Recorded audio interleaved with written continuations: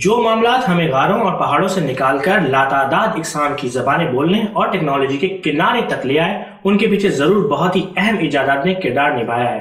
آج ہم دیکھیں گے ان 10 کمال کی ایجادات کو جنہوں نے انسان کو زمین سے آسمان تک پہنچا دیا۔ This is Gohar Rizvi and you are on my channel۔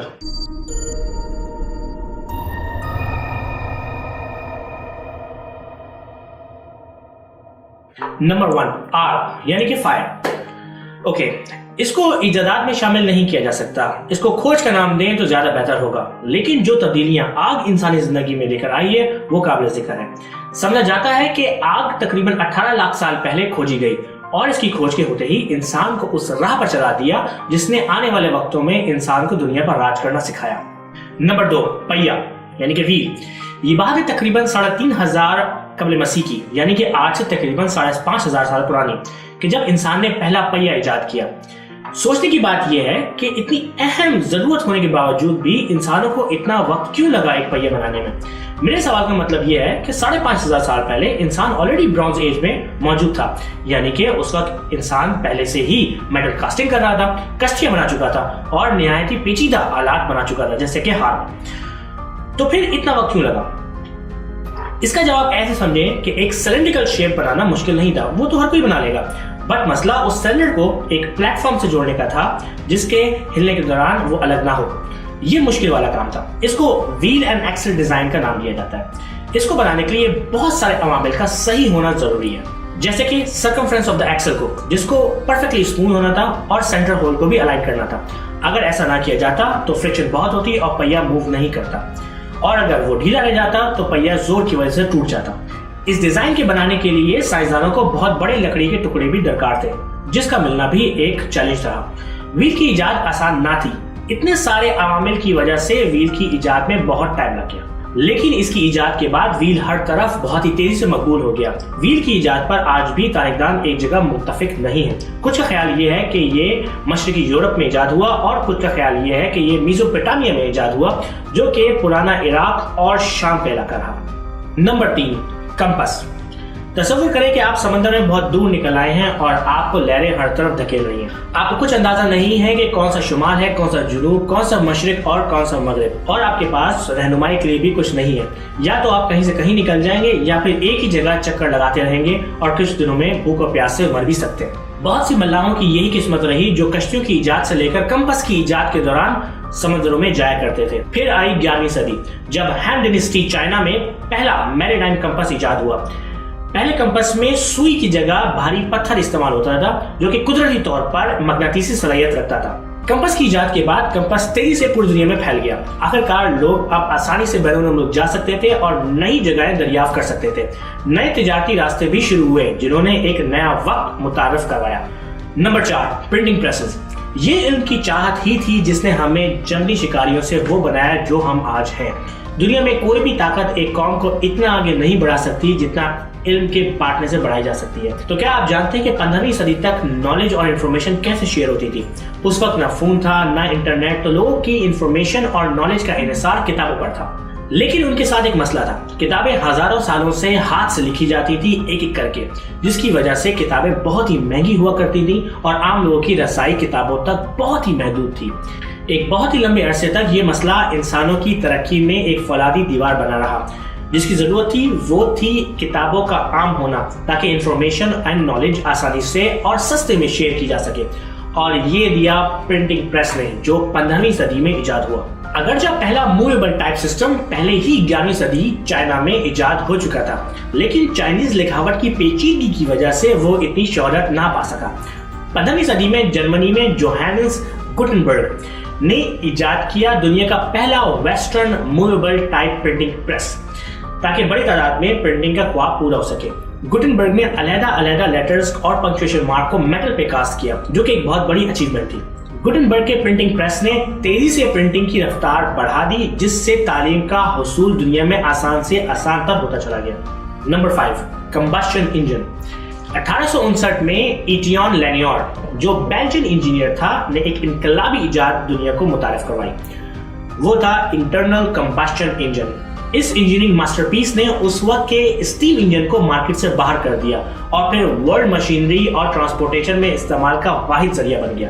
Internal combustion system पहले कंबशन चैम्बर में फ्यूल को जलाता है, जिससे हाई प्रेशर गैस पैदा होती है, जिससे पिस्टन मूव करते हैं। इस प्रोसेस में केमिकल एनर्जी मैकेनिकल एनर्जी में तब्दील होती है। इंटरनल कंबशन सिस्टम ने लातादाद इजादात को जन्म दिया, जिसमें सर-ए-फहरिस्त व्हीकल्स जैसे हमारी गाड़ियां और जहाज वगैरह शामिल है। Number 6, telephone.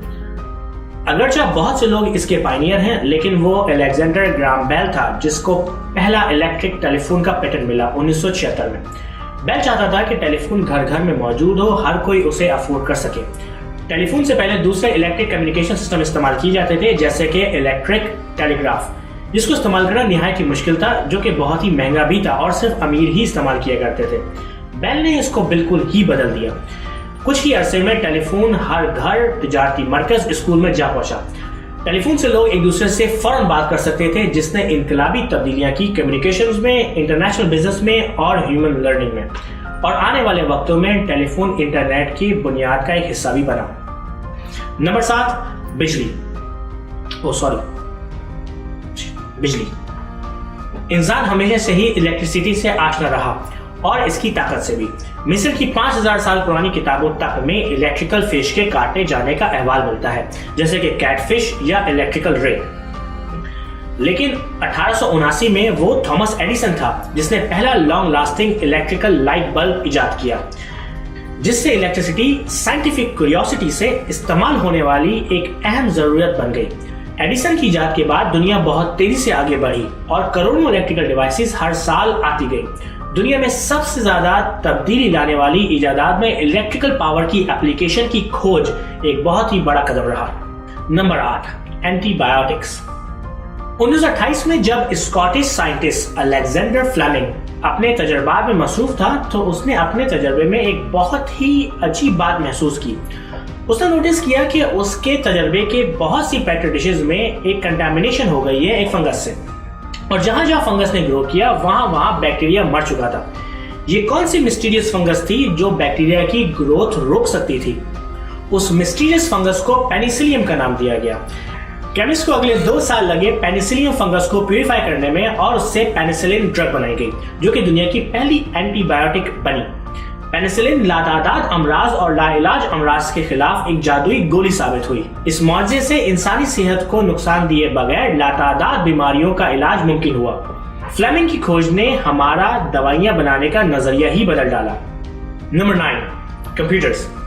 1832 में बरतानी मैथमेटिशियन और इन्वेंटर जिसका नाम चार्ल्स बाबेज था ने कंप्यूटर बनाया, जिसमें प्रोसेसेस थे जिसको बाबेज ने मिल्स का नाम दिया था, और मेमोरी थी जिसको उसने स्टोर का नाम दिया था। बदकिस्मती से बाबेज अपने वक्त से जरूरत से ज्यादा ही आगे था। इंसानों को 100 साल लग गए जब 1971 में पहला पर्सनल कंप्यूटर मुतारिफ करवाया गया, जिसका नाम कैनबैक 1 था, जो उस वक्त $750 का बिका। आज के पैसों से कन्वर्ट करें तो तकरीबन 4.5 लाख पाकिस्तानी रुपए का होगा। उस वक्त के बाद से कंप्यूटर टेक्नोलॉजी ने जिस तेज रफ्तारी से तरक्की की, उससे कहीं ज्यादा इंसानी नॉलेज ने की।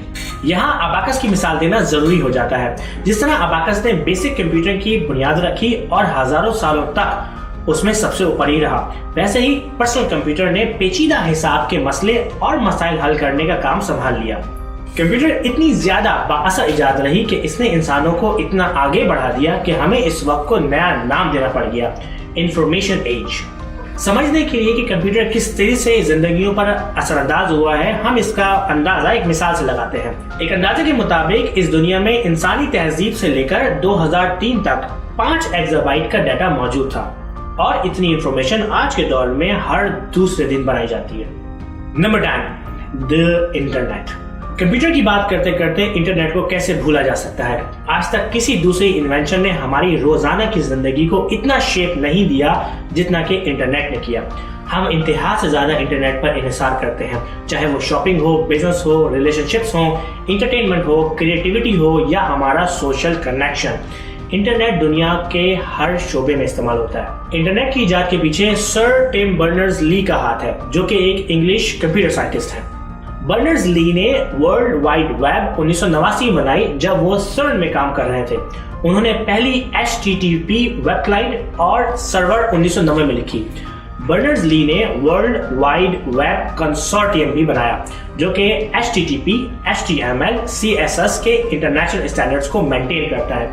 اس کو آسانی سے ایسے سمجھیں کہ جس پر انٹرنیٹ کی ساری ٹیکنالوجی بیس کرتی ہے اور یہ اسٹینڈرڈز آج تک ہم استعمال کرتے ہیں. انٹرنیٹ نے انسان کو اس طرح بدل دیا ہے جس کی مثال پوری تاریخ میں کہیں نہیں ملتی. جس کو آپ خطرناک سمجھیں یا دلچسپ، یہ آپ پر منحصر کرتا ہے. آج کا سوال میں آج ہی کی ویڈیو میں سے پوچھوں گا. ویل جب انوینٹ ہوا تو اس وقت انسان کون سی ایج میں تھا؟ جواب کے لیے کمنٹ کریں اور اگر مس کر دیا ہے تو ویڈیو پھر سے دیکھیں. اگر انفارمیشن اچھی لگی and you want me to continue making videos so share this video, like my page. اس کے ساتھ ساتھ میری یہ ریکمینڈیڈ ویڈیو بھی دیکھ لیں جس میں میں نے گوگل کے بارے میں ڈسکس کیا ہے.